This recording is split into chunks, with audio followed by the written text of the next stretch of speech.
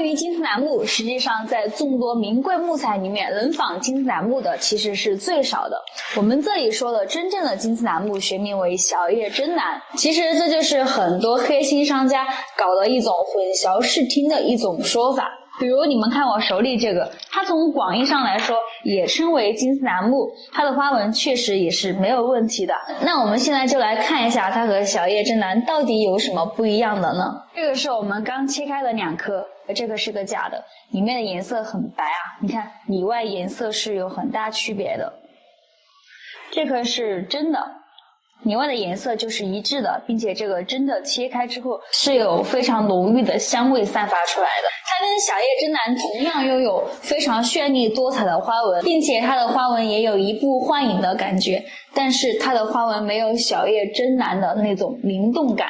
其次就是颜色的区别啊，大叶楠的颜色偏白，尤其是新料，如果商家不做颜色处理的话，简直没有办法看。所以很多商家调色之后用水煮出来，就会跟小叶真楠的颜色差不多，这看着还是挺唬人的。但是你只要一把它切开啊，就会原形毕露，因为它的颜色只染在了表面上，里面是染不进去的。如果你买到了这种手串，盘久了之后，它的颜色也会变白的。还有一种最简单粗暴的方法，就是看它的密度。我们现在就来称一下这个大叶楠和小叶真楠的重量有什么区别。这一条的话是我们的一个假的大叶楠，这个带配饰的重量是在33点几克。然后这一条，这个是模仿了一个金丝楠木阴沉木的，这个带配饰的话是32点几克。然后这个是我们真正的金丝楠木阴沉木的，这个重量是在40左右。然后这一条，这条裸珠差不多也是在40左右。所以从密度上来说，小叶真楠和大叶楠的重量是有很大区别的。小叶真楠一般是可以达到40克左右，而大叶楠的话最多是在33克左右。还有一点跟大家说一下，在所有的金丝楠木里面，只有小叶真楠是有带药香味的。当然，如果你的手串盘很久了，它包浆之后，它的香味也会被封锁在里面的。其实能模仿小叶真楠的还有一种木材，就是黄金樟。黄金樟一般多用于家具茶盘的制作，因为它的颜色花纹实在是跟金丝楠木很像，特别是黄金樟的溜疤跟金丝楠木的溜疤简直一模一样。要是做成工艺品之后涂上油漆，一般的玩家是真的分辨不出来的。所以这个东西啊，擦亮眼睛不一定有用，把油漆敲开闻味道比较有用哦。我们今天的视频就先到这里了，如果你有什么其他的知识想听，可以跟我留言哦。雪檀和小叶紫檀可以接近到什么程度呢？这个是我朋友昨天给我拿过来的几条雪檀手串，他拿给我看的时候，我都不敢相信啊，雪檀和紫檀竟然这么接近。尤其是这一条，如果你不仔细的去研究，你真发现不了它是雪檀。这是一条 1.8 爆满金星的雪檀手串，我朋友说这是一条赞比亚北部的高山林料。它这个料子的话，要比普通的雪檀的油性密度要好很多的。而且你看它这个金星啊，还不是人工做上去的，因为这个珠子上面每一条金星啊都是无规律性的，跟小叶紫檀的区别就是没有很明显的锯齿状。如果你们是刚接触紫檀不久的玩家，你们肯定很难分辨的，因为它的油性密度啊，跟普通一般的小叶紫檀很接近的。我朋友说啊，这个珠子啊，在市面上一直很畅销的，基本上一做出来就会被拿走。这样一条爆满金星的成本才120块钱，普通的雪檀啊，也就几块钱一条。如果这一条是真紫檀的话，我们做出来的成本至少也在600块钱，所以这里面的利润是真的非常的夸张。视频最后本来想教大家如何去辨别小叶紫檀的，我看网上有很多视频都说的特别的好大家可以去学习一下。虽然可能作用不大，因为这个东西啊还是得去多实践。真的东西玩多了，这种假的一到你手上，你玩一会儿你就会发现不对劲的。今天的视频就到这里了，我们下期见，拜拜。关于金丝楠木啊，今天回答几个大家经常提的一个问题啊。第一个问题就是金丝楠木到底是阴沉木好还是枯木老料好？首先我们来说一下阴沉木啊。阴沉木啊，它也叫乌木。乌木的话不是特指是金丝楠木啊，其他的木头埋在地下碳化过后也称为乌木啊，比如说有红椿啊、香樟啊、马柳树这些啊。然后在川渝地区的话啊，是盛产金丝楠木的，尤其是在四川啊，夸张一点啊，就是这里的地下呀、田里面都可以挖到金丝楠木，所以啊，这里出土了特别多优质的金丝楠木乌木啊。一般来说，金丝楠木变成乌木啊，它是需要上千年的一个时间来埋藏碳化的啊。碳化时间的长短就决定了它的颜色的一个区别啊。我曾经见到过那种啊，几乎变成煤炭一样的一个金丝楠乌木啊，那种的话就是碳化时间非常的长，但是那种是特别稀少的，所以啊，在同等花纹情况下，肯定是阴沉木会更为稀有珍贵了，因为它经历了上千年的时间碳化，才赋予了它美丽的色彩。第二点啊，金丝楠木为什么会有黄色、有绿色呢？一般来说啊，枯木老杉料，然后川料它的底色偏淡黄色一些，然后贵州料的话，它的底色是偏橘黄色一些的，甚至还有一部分是红棕色，比较少啊。简而言之就是料子越老它的颜色偏黄，料子越新的话它的颜色就比较偏白了。阴沉料的话，碳化时间它的时间越久它就很绿啊，部分碳化的时间啊它是比较短的，所以它就会形成那种阴沉的一个黄色，不是很绿的那种啊。第三点啊，关于金丝楠木的一个价值啊，有部分朋友说，金丝楠木啊价值连城，你们挖到了竟然不上交给国家，我看行啊。那些花几千几万块钱就能买到一根原料的，都不是真的金丝楠木啊，甚至说真的金丝楠木早就没有啦。其实这种朋友啊，就是那种典型的被一栋金丝楠木房子啊，好几个亿的一个文案给洗脑了。房子贵啊，不代表它的料子贵，房子贵呢，更在于它的一个文物历史价值啊。大料确实是很贵的，像能开就是那种家具的一个独板的一些料子啊，基本上都要几十上百万了。房子上亿其实是可以理解的。但是其实我们车珠子啊，做摆件的一些金丝楠木的一些原料啊，像这种普通素纹的话，也就几块钱一斤，然后那个带花纹的，也就是几十块钱一斤。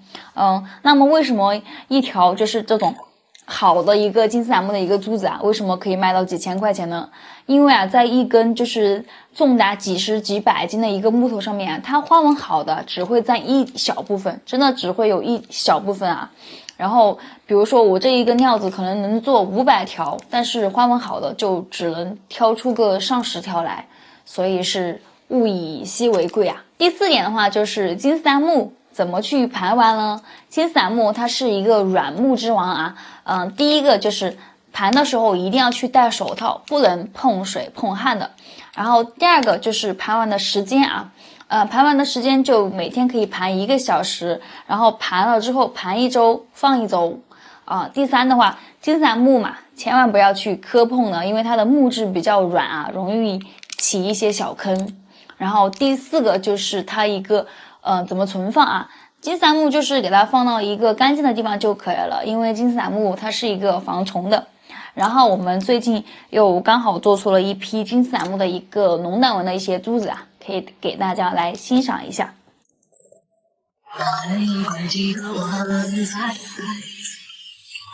老板，这个多少钱？施主，艺术品不说钱，说缘，18000元。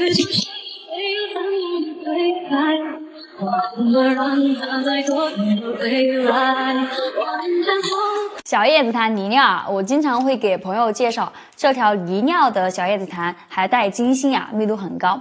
然后大家每次都会问我什么是泥料呢？今天我就来统一回答一下什么叫小叶紫檀泥料啊。泥料它其实是一个没有非常明确的一个定义的，它通常是作为小叶紫檀质地好的一个代名词啊。小叶紫檀的泥料通俗的来说就是油性密度都是非常高的，然后它的表面啊几乎是看不到这些棕岩啊、流毛纹的存在的。这种高油密的料子就被我们称之为泥料。泥料的小叶紫檀的特点啊有以下几个，第一个就是泥料的小叶紫檀啊取材于小叶紫檀的一个2标料的部分，就是最外围的那一层啊。第二点就是，泥料它是看不到这些棕眼和牛毛纹的。第三个就是它的材质非常的细腻，整体的油润度也是很高的，颜色厚重，并且它的手感非常好。第四个就是整体它的颜色是比较统一的因为它的紫檀素含量很高，并且很均匀，所以它的红润度也很高。第五个就是它的底色也是很干净的，生长纹啊、树纹啊这些模糊不可见，只有一些少量的一些纹路。第六点就是它在短期内是可以出现包浆的，但是呢，它的颜色变化会比较慢，因为密度越好的小叶紫檀，它氧化的会越慢的。小叶紫檀能达到如此高的密度几乎看不到棕眼、牛毛纹多出自于生长年份很久的一个老料然后我这里跟大家插一个非常有趣的一个话题就是前几天有一个大哥他找我购买小叶紫檀他说他要一条高油高密的老料，然后我拍给他之后，他说这个不行，这个颜色不黑，我要那种黑色的，那个才是老料其实老料不是靠颜色来区分的，就算是用采访老料刚做出来的那种珠子它也是红色的。所以颜色的红黑它是不能用来判定料子老不老的，只能判定这个珠子开出来的时间的一个长短时间久了，这种泥料它也会变成深紫色的，所以才叫小叶紫檀。今天小叶紫檀泥料就先跟大家说这么多了，我们下期再聊，拜拜。上半年我错失了一个挣大钱的一个生意当时很多朋友都从原来的紫檀转去做沉香了。事实证明他们的选择确实是正确的。半年的时间差不多就挣了8位数当时呢，他们都在积极的推荐我也去做一个卖沉香的直播间因为上半年抖音刚开放这个卖沉香的这个类目，确实是一个很好的风口。但是我看了一圈还是没有去做。当时的情况是满大街都在卖亚油注油的一个假沉香，利润高到你们不敢想象。后来上当的网友太多了，被举报后抖音这边就出台了更加严格的一个检测的标准。现在基本上这种低端的一个假沉香是很难过检的，但是道高一尺魔高一丈总有人能研制出更加高超的一个作假手段。比如我手里这条微压的就连我们家做了几十年沉香的师傅他看了都直呼内行不借助专业的仪器都没有办法看出来它假不假。然后今天呢，我又突然收到一个粉丝的一个消息他说他在直播间花了一个3-4千块钱买了一条0.8的一个富森红土让我给他看一下他图片还没有发过来，我就知道他肯定是上当了。虽然我自己学习了解沉香也就1年多的一个时间但是我知道富森红土的沉香是根本没有办法去做手串的。用我师傅的话说，就是富森红土要是能做成手串，那不得几个亿了。反正他从业几十年别说看见了，听都没有听说过。红土沉香它本来就是土沉，经过几百上千年的一个陈化，它已经没有木质纤维了，都是油脂。你说它还怎么做成珠子呢？这种本身就是很矛盾的你别看很多卖的好的一个商家，他实际其实也是刚入行的，自己都还不太懂。大家都知道富森红土的名气大，那跟客户就说这个是富森红土，反正别人也不知道是不是因为在抖音买沉香的人大部分他都是不懂沉香的，他看别人在直播间里正义凛然的解说，他也就信了。其实现在抖音买到假沉香的概率是很低的，但是大部分都是谎报产区基本上都是人工种植占大多数的。可能昨天刚从广东茂名下树的一个奇楠沉香今天在直播间就变成了芽庄白芪、达栏杆、雷击木、天然野了。有稍微懂沉香的朋友一质疑一下，他就敢拿命去担保。其实我看了抖音也有这种真正卖天然野的人但是呢，这种卖货的人他直播间根本没有人看。为什么会没有人看呢？其实也不单单是价格贵的问题是这些传统的经销商他根本不懂怎么去运营直播间，单纯的认为我只要卖真货，我说大实话就会有人为你买单。但实际情况是你不懂运营都没有人能刷到你的直播间所以很多资深的沉香专家他讲知识没有人看不是他讲的不好而是他不懂运营我师傅跟他几个朋友就是这个情况，几个人一腔热血坚持了几个月，亏了个几十万，最终就放弃了。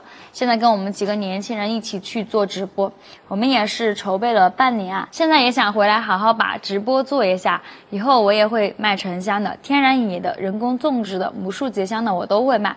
反正在我这里是什么就是什么啊，我也不会给你们拿人工种植的去当天然野卖给你们，更不会拿2线产区的当1线产区卖给你们。刚那块料子啊，我给这个老板加了2500，他都没卖，他现在感觉他已经赚麻了。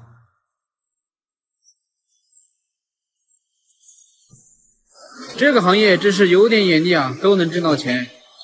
今天早上一大早我们又过来捡路来了，这个抓机现在抓的这个木头就是今天的主角了。这是今天早上刚到的一车金丝楠的乌木啊。现在现场围的这些人啊，跟我一样啊，都是来买木头的。只要这个料子啊，你卸下来，我们都会围过去观察，看有没有中意的。为什么我说啊，这个行业有点眼力就能挣钱呢？因为买这个木头能不能挣钱啊，就看你有没有分辨好坏的眼睛。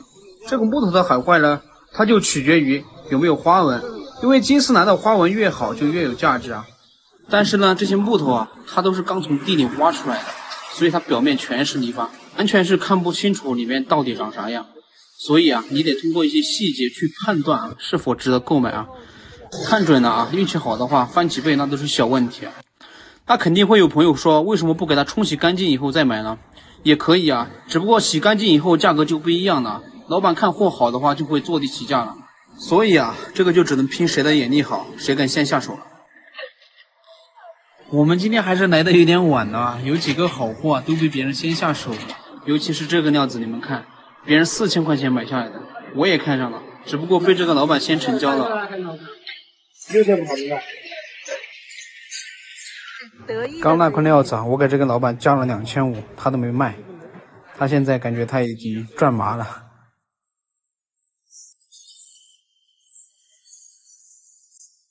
但刚刚我给他加价的事情做的有点草率了，被老板听到了，然后过来责怪老板娘卖的太便宜了。最终啊，我还是挑了几块料，这个料380斤啊，不到2000块钱，如果开的成功的话，性价比还是非常高的。680拿过来，680拿过来。这个料子啊，刚开始老板要1000块钱啊，大家都不要，最后我说680，他还是给我了，花纹还是不错的，680还是值得起。今天我们就大大小小的挑了7、8个料子啊，接下来我们就把这些料子运到开料厂去锯开啊，看看我今天买的这些料子啊，到底能不能挣到钱啊，到底能挣多少钱。先开这一块啊，382斤啊，2000块钱不到。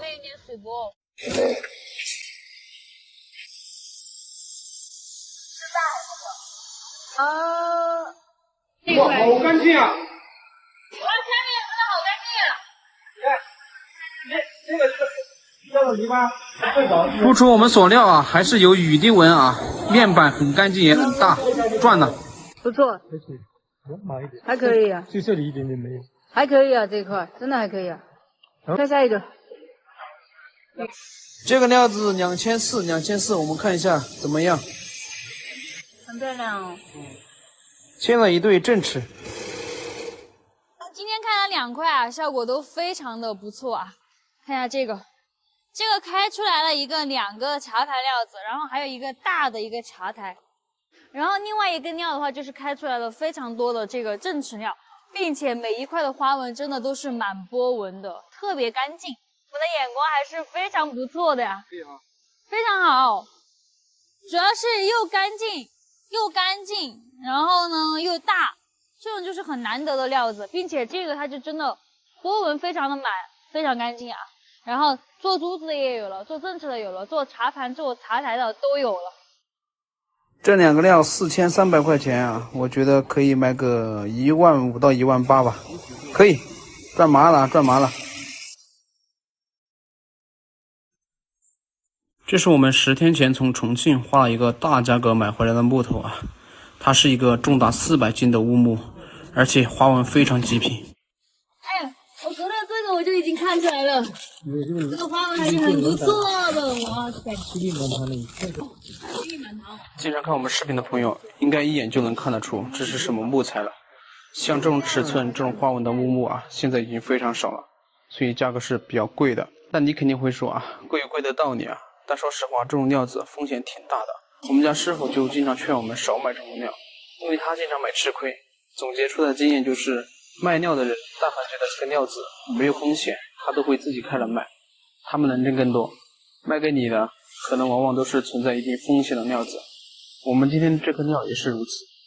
这边表面的皮革非常漂亮完美啊，饱满浓淡，又呈金玉满堂。像这种花纹的金丝楠乌木啊，确实是非常少见的。如果我们今天这颗料能够切出那种完美无瑕的面来，那就能挣不少。师傅说这块料太宽了，必须把这颗小的切下来啊，不然过不了锯台的。切了吧，待会儿看能做点什么东西。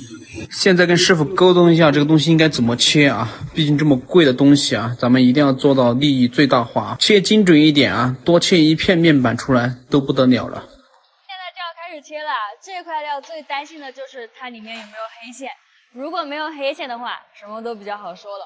现在我们把这个上面啊开成薄薄的看一下，不过第一块的话不是最重要的。现在我们开始切第一片啊，第一片会切得很薄很薄的，所以说基本上看不出来什么东西，因为有的时候要切到2-3公分的时候才知道它具体干不干净。第一片切出来了啊，表皮虽然很干净，但是我们不能高兴得太早了，因为要看下面的怎么样。我们现在要切片厚的，切厚一点才知道下面的情况怎么样。师傅建议我们先切一片4公分厚的啊，如果我切出来花纹不完整的话，可以再对切做成小工艺品。如果花纹完美无瑕的话，可以做面板，也可以做一款浓胆纹的茶盘。浓胆纹的茶盘效果会非常震撼。切料真的是一件非常有意思的事情啊，像这么级别的料子啊，是真的非常期待它里面切出来的花纹是什么样子的。现在马上就要揭晓了。我们来看一下，哇，全都是泥巴，现在啥也看不出来。这个料子怎么说？